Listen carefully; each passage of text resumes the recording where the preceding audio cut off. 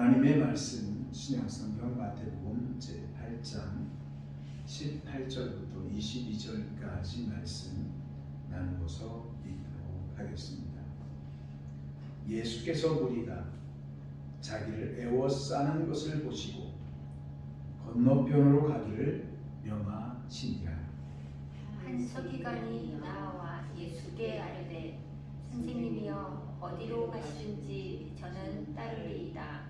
예수께서 이르시되 여우도 굴이 있고 공중에 새도 거처가 있으되 인자는 머리둘 곳이 없다 하시더라. 제자 중에 또 한 사람이 이르되 주여 내가 먼저 가서 내 아버지를 장사하게 허락하옵소서. 예수께서 이르시되 죽은 자들이 그들의 죽은 자들을 장사하게 하고 너는 나를 따르라 하시니라. 아멘. 우리 서로 인사합니다. 반갑습니다. 사랑합니다. 축복합니다. 반갑습니다. 함께 나눌 말씀의 주제는 너는 나를 따르라입니다. 너는 나를 따르라. 우리 예수님의 말씀입니다. 너는 나를 따르라. 다른 것 하지 말고 너는 나를 따라 살아야 된다. 오늘 이 말씀의 주제 이 한마디는 제가 이 시간 나눌 설교 말씀의 아주 핵심적인 내용입니다. 이 주제를 우리 마음속에 꼭 새기고 우리 일생 동안 살아나가는 우리들이 되기를 원합니다. 너는 나를 따르라. 마태복음 8장은 별명이 붙여져 있습니다. 기적의 장이라고 하는 별명이 있습니다. 1절부터 4절까지 말씀에는 문둥병자를 고쳐준 기적사건이 기록되어져 있습니다. 그리고 5절부터 13절까지는 중풍병에 걸린 백부장의 하인을 고쳐준 기적사건이 기록되어져 있습니다. 그리고 14절부터 17절에는 베드로의 장모가 병에 들었는데 베드로의 장모를 고쳐준 사건과 귀신 들린 자들을 고쳐준 사건이 기록되어져 있습니다. 그리고 23절부터 27절까지는 풍랑을 잠재우신 기적사건이 기록되어져 있고 28절부터 33절까지는 군대의 귀신을 쫓아내신 기적사건이 각각 기록되어져 있습니다. 그야말로 별명이 기적의 장 이렇게 붙여져 있는 그대로 이 마태복음 8장은 참으로 기적사건들에 대한 기록의 장이다 그렇게 말을 할 수 있습니다. 그런데 한 가지 이상한 부분이 기록되어져 있습니다. 바로 함께 읽은 이 말씀입니다. 이 말씀은 특별하게 기적이다 라고 말할 만큼의 그런 내용이 아닙니다. 왠지 기적과는 거리감이 있고 상관이 없는 것 같은 이 내용이 함께 읽은 이 말씀, 즉 마태복음 8장 기적의 장에 기록되어져 있다라고 하는 것입니다. 본문의 내용은 예수님께서 나를 따르라, 즉 제자로서의 삶을 요청하는 말씀의 내용입니다. 이것은 분명히 병자를 고친다든지 풍랑을 잠잠케 한다든지 귀신을 쫓아낸다든지 그런 기적사건이 아닌 것처럼 여겨집니다. 그렇다면 왜 이 말씀이 기적의 이야기들로 가득 채워져 있는 이 마태복음 8장에 기록되어져 있을까요? 그 이유는 제자가 된다라고 하는 것, 예수님을 따라서 살아간다는 것. 다시 말씀드리면 우리들이 예수님을 믿는다라고 하는 이 자체가 다른 어떤 기적 못지않는 기적의 사건이다라고 하는 의미가 그 안에 담겨져 있는 것입니다. 그러니까 여러 가지의 기적 사건 가운데에 예수님께서 말씀하신 너는 나를 따르라. 너는 나를 믿고 살아가야 된다. 내가 말한 것대로 삶을 살아야 된다라고 예수님께서 초청하는 이 말씀이 이 기적 사건 기록물 가운데 기록되어져 있다는 것입니다. 그만큼 예수님을 믿는다라고 하는 것은 기적 중에 기적이다라고 하는 것을 예수님께서 우리에게 가르쳐 주는 거예요. 단지 우리들이 예수님을 믿고 다른 사람들은 하나님 나라 못 가는 것을 나는 하나님 나라 갈 수 있기 때문에 기적이다라고 하는 것이 아니라 예수님을 믿고 따른다라고 하는 것은 세상적인 가치 기준에서 볼 때에 그것은 좀 엉뚱한 삶을 살아가는 생활같이 여겨질 수 있어요. 그런데 우리들은 그 예수님을 믿는다라고 고백하고 그리고 예수님의 말씀을 따라서 살아가려고 노력하고 있는 것입니다. 그런데 그 삶이 기적적 삶이다라고 하는 것입니다. 예수님께서 말씀하시는 예수 그리스도를 따르는 생활, 즉 제자가 되는 길, 그것은 무엇일까? 우리는 생각을 해보아야 합니다. 예수님께서 계시는 곳에는 언제든지 많은 무리들이 예수님 주변에 모여들었습니다. 예수님이 전해주는 하나님 나라의 말씀을 듣기 위해서 수많은 무리들이 날마다 예수님 주변에 모여들었습니다. 지금 이 말씀이 기록되어져 있는 상황도 역시 마찬가지입니다. 수많은 군중들이 예수님 주변에 모여들어서 예수님을 에워싸고 있는 그런 상황이었습니다. 이때 예수님께서 제자들에게 말씀하셨습니다. 건너편으로 가자. 그렇게 말씀하십니다. 건너편으로 가자. 이 건너편이라고 하는 곳은 갈릴리 바다를 건너가자라고 하는 그런 의미의 말씀입니다. 예수님께서 말씀을 마치시고는 이제 건너편으로 건너가기 위해서 배를 타기 위해서 바다 쪽으로 걸어가고 있었습니다. 그런데 이때 한 서기관이 예수님 앞에 달려 나왔습니다. 그리고는 예수님에게 이렇게 고백을 합니다. 선생님이요, 어디로 가시든지 저는 따르리이다. 선생님께서 지금 어디로 가시든지 나는 선생님을 따라서 살겠습니다. 그렇게 고백을 하고 있는 것입니다. 이 서기관의 말을 들은 예수님께서 20절에서 이렇게 말씀하십니다. 여우도 굴이 있고 공중에 새도 거처가 있으되 인자는 머리 둘 곳이 없다. 그렇게 말씀하셨습니다. 지금 예수님 앞에 달려나와서 선생님이요, 어디로 가시든지 저는 따르리이다 고백하고 있는 이 사람은 그의 사회적인 신분이 서기관이다. 그렇게 기록되어져 있습니다. 이 서기관은 유대 종교 지도자 가운데 한 사람입니다. 율법학자였습니다. 서기관이 하는 일은 구약 성경에 기록된 그 말씀들, 그 율법의 규칙들을 해석하는 역할을 하는 사람이 바로 서기관입니다.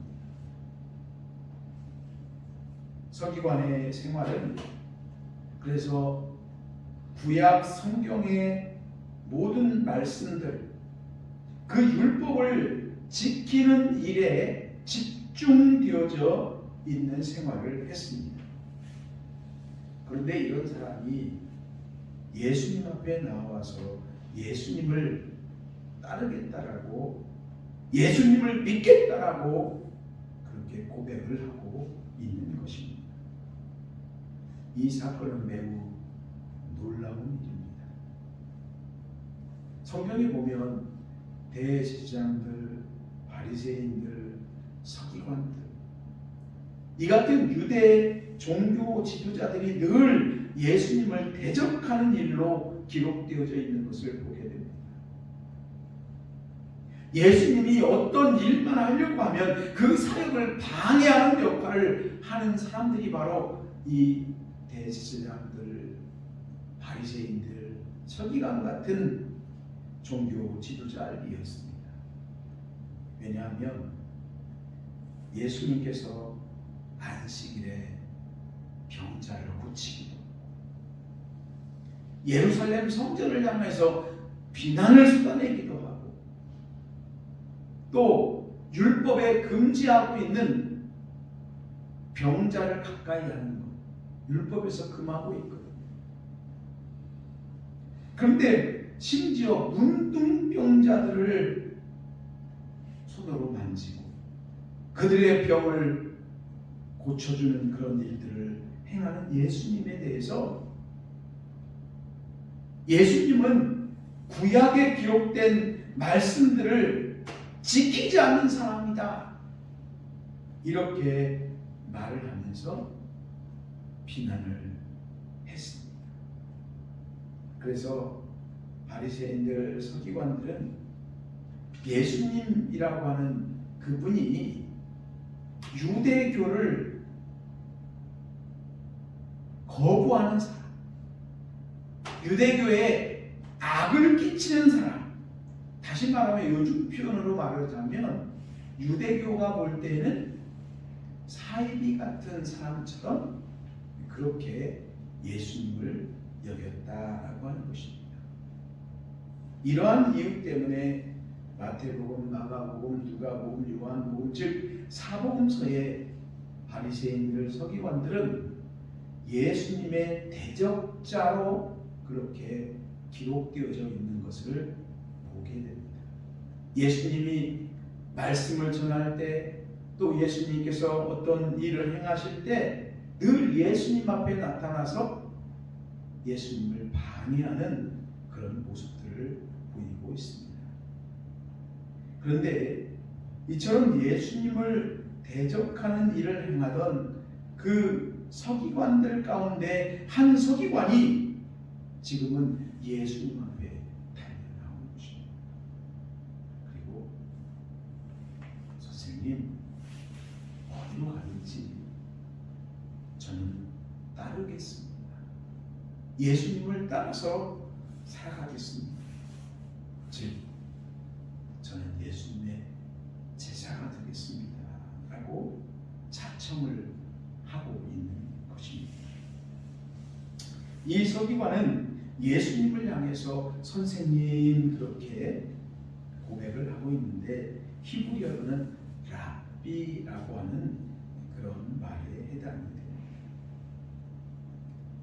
이 사실을 볼 때 예수님을 따르겠다라고 고백하고 있는 이 서기관은 적어도 예수님이라고 하는 분이 유대교의 위대한 랍비와 같은 권위가 있는 선생님이다, 이렇게 예수님을 생각을 했습니다. 이러한 의미에서 보면 서기관이 예수님을 따르겠다라고 하는 이 말은 위대한 선생님을 따라서 진리를 배우고 또 경건을 배우고 그렇게 예수님을 배우면서 살겠다라고 하는 다짐을 하고 있는 것입니다. 다른 모든 서기관들, 바리새인들이 예수님을 정죄하고 있는 상황에서 이 서기관의 이 같은 예수님을 따르겠다라고 고백하고 있는 이 일은 대단히 놀라운 일이 아닐 수가 없습니다. 하지만 이 서기관은 예수 그리스도에 대해서 다르게 알고 있지를 못했습니다. 선생님으로 생각을 하고 따르겠다라고 그렇게 고백을 하고는 있지만 예수 그리스도께서 세상에 오신 그 목적이 무엇인지, 예수님이 지금 걷고 계시는 그 길이 어떤 길인지, 예수님을 따른다는 것, 즉 예수님의 제자가 된다라고 하는 것이 어떤 의미를 담고 있는 말인지 그는 알지를 못하고 있었다는 것입니다. 이곳에 모여있는 우리들의 모습은 어떠합니까? 우리는 예수님을 따르는 제자의 길이 무엇인지를 바르게 알고 있습니다. 제자의 길은 한마디로 말하면 예수님이 걸어가신 길, 또 예수님의 삶, 예수님이 세상에 오셔서 살았던 그 삶을 따라서 살아가는 생활입니다. 그러면 예수님을 따른다는 것, 예수 그리스도의 길은 무엇인가? 오늘 이 성경 말씀에서 찾아보면 20절에서 예수님께서 이렇게 말씀하고 있습니다. 여우도 굴이 있고 공중의 새도 거처가 있으되 인자는 머리 둘 곳이 없다. 그렇게 말씀하신 이 예수님의 말씀이 우리들이 걸어가야 될 제자의 길이 어떤 길인가를 가르쳐주고 있는 말씀입니다.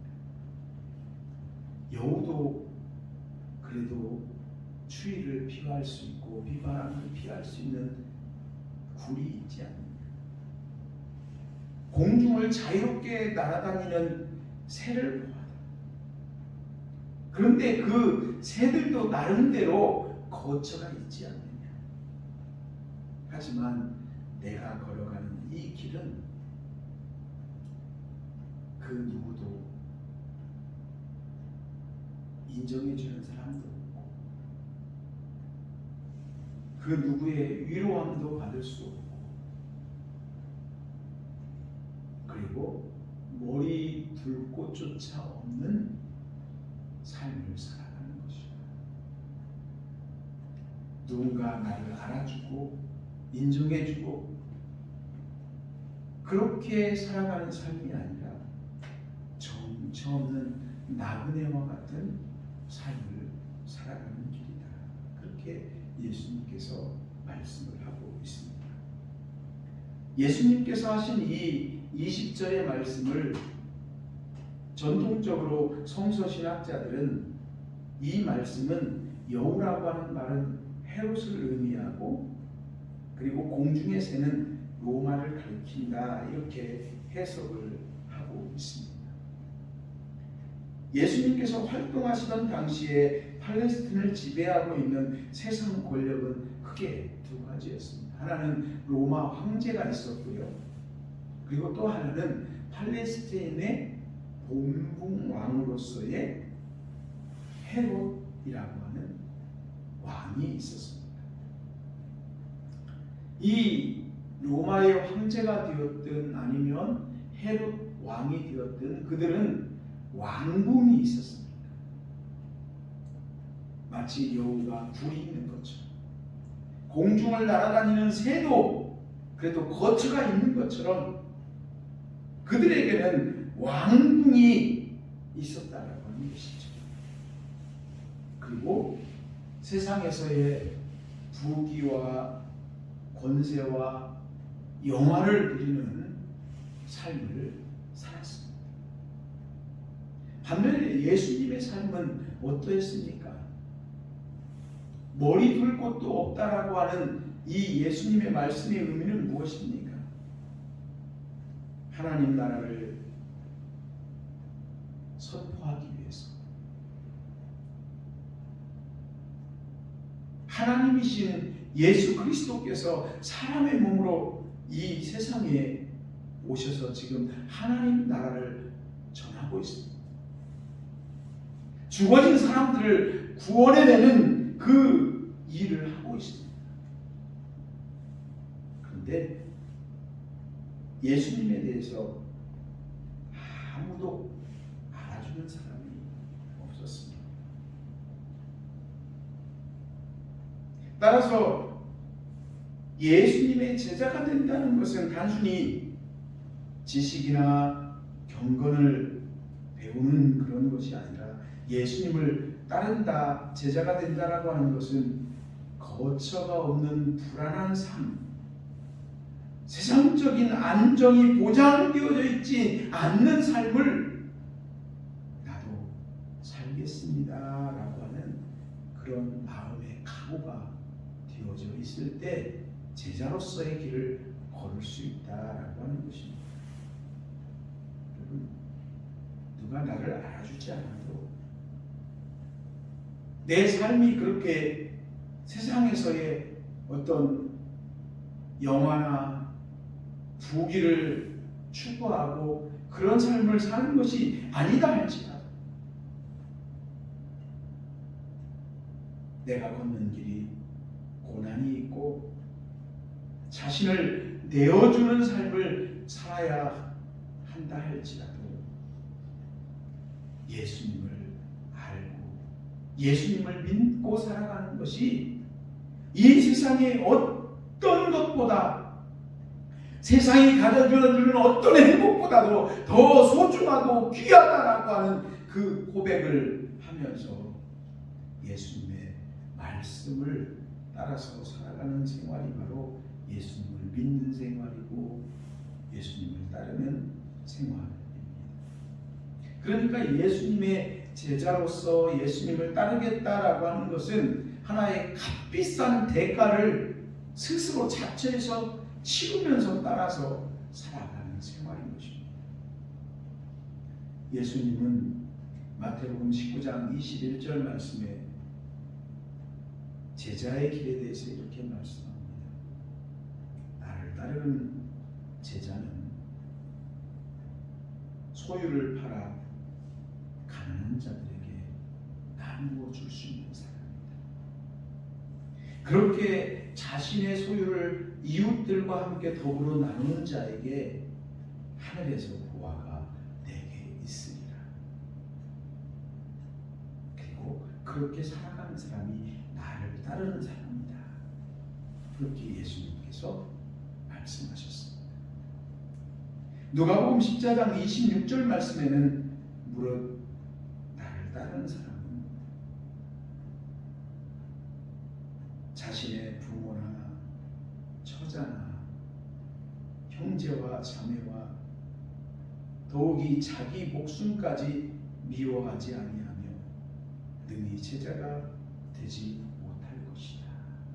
그렇게 예수님이 말씀하셨습니다. 제자의 길을 걸어가려면 부모와 처자와 형제 자매보다도 하나님 나라에 대한 그 소망과 예수 그리스도를 따르는 삶이 우선적으로 마음의 각오와 결단이 되어져야 한다라고 하는 말입니다. 저도 어머니가 돌아가시는 모습을 보지 못했습니다. 제가 전교인 수련회를 막 출발하고 한 30분 지났는데 어머니가 위독하다고 연락이 왔어요. 교인들과 함께 지금 출발을 막 했는데 제가 중간에 빠져나가면 2박 3일 동안 전교인 수련회는 완전 아무것도 할 수 없는 상황입니다. 그래서 마음속으로 기도했습니다. 어머니 조금만 기다려 주십시오. 제가 하루 이틀만 지나면 수련이 끝나자마자 달려가고 있습니다. 계속 진행을 했습니다. 하루가 이제 지나가고 있는데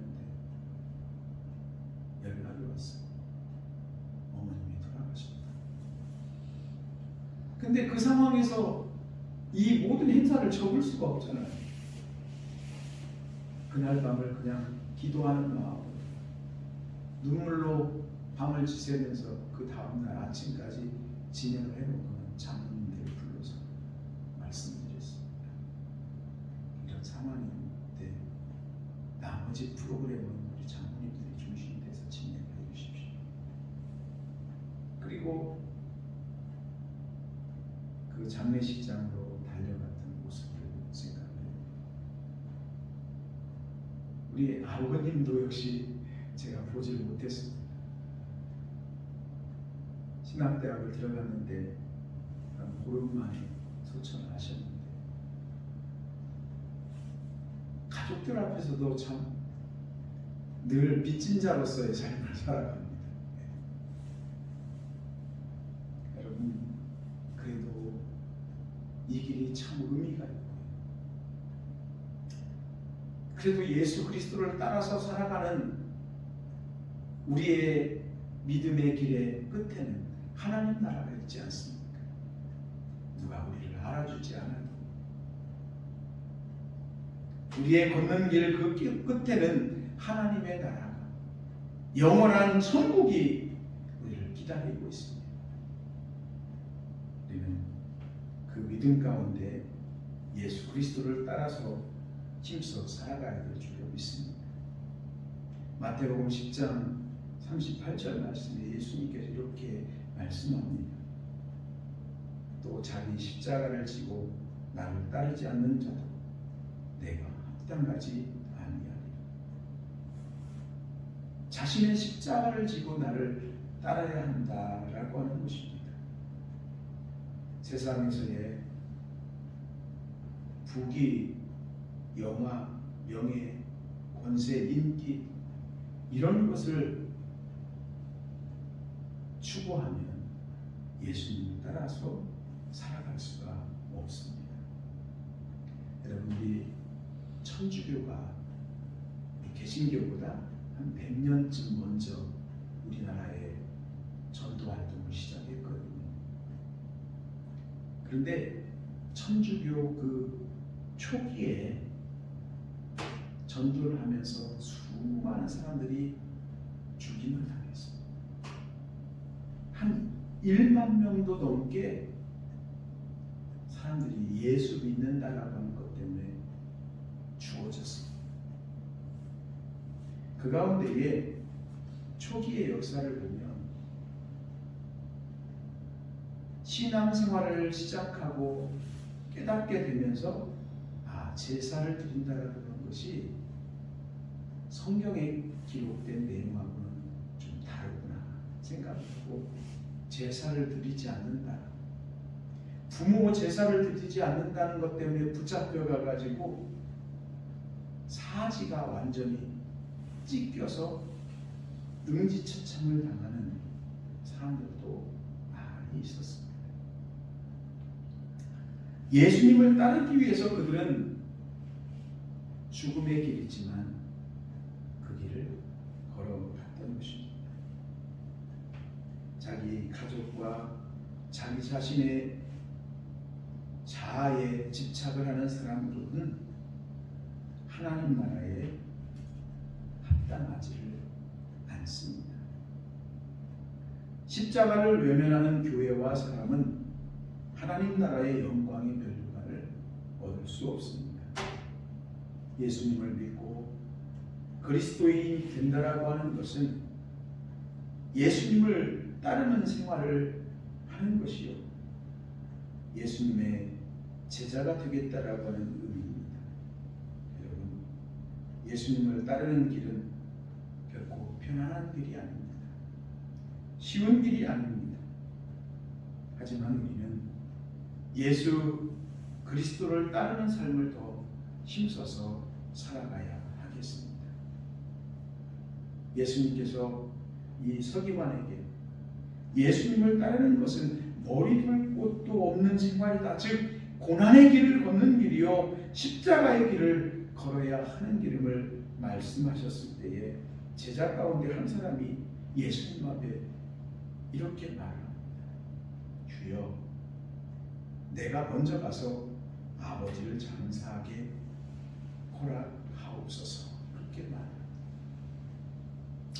지금 서기관에게 나를 따르는 이 생활은 머리 둘 곳도 없는 생활을 각오해야 된다라고 말을 하고 있는데, 제자 가운데 한 사람이 나와가지고 예수님, 제가 가서 내 아버지를 장사하게 허락하옵소서 라고 하는 말을 하고 있는 것입니다. 여러분, 이 말은 아버지가 지금 위독하다라고 하는 소식을 듣고 하는 이야기가 아닙니다. 실제로 아버지가 돌아가셔서 하는 얘기도 아닙니다. 무슨 이야기냐 하면, 예수님, 제가 아버지 살아계시는 동안에는 예수님을 따를 수가 없겠습니다. 제가 가서 아버님을 살아계시는 동안 아버님 잘 모시다가 아버님 돌아가시면 그때부터 와서 예수님을 따르겠습니다 라고 말을 하는 것입니다. 그러니까 지금 예수님을 따르는 제자 가운데서 이 서기관에게 하는 이야기를 듣고는, 예수님을 믿으면 안 되겠구나, 내가 너무 힘들겠구나 생각을 하고 오히려 예수님에게서 떠나가겠다라고 지금 말을 하고 있는 거예요. 그러니까 예수님께서 이렇게 말씀하셨습니다. 죽은 자들이 그들의 죽은 자들을 장사하게 하고 너는 나를 따르라. 사랑하는 제자야, 너는 나를 계속해서 살아가야 된다. 너는 나를 따르라. 그렇게 말씀하셨습니다. 우리 모두 예수님을 따라 살아가는 삶을 힘쓰십시다. 하나님 나라를 소망하며 사는 우리들이 되십시다. 예수님을 따라 살아가는 길에는 고난도 있습니다. 어려운 순간들도 있고, 내가 잘못 안 했어도 도리어 양보해야 되고, 또 사람들을 감싸 안아야 돼요.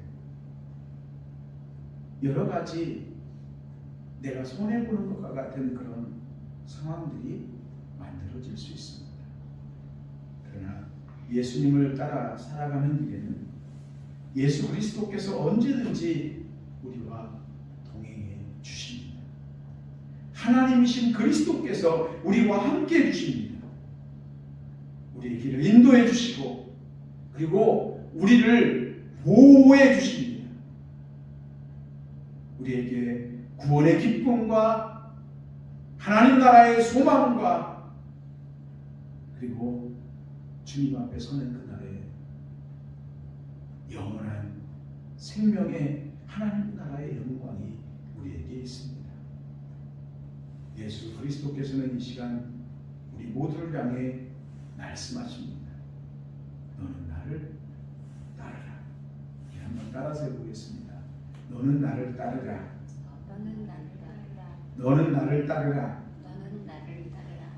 우리 모두 하나님께서 나를 구원해 주신 하나님의 사랑하신 분, 죄 없으신 예수 그리스도께서 우리를 사망에서 구원하시려고 자신의 생명까지 내어주시면서 우리를 하나님 나라 백성을 삼아주신 그 은혜를 기억하면서 우리의 일생 동안 예수 그리스도를 따라 갑시다.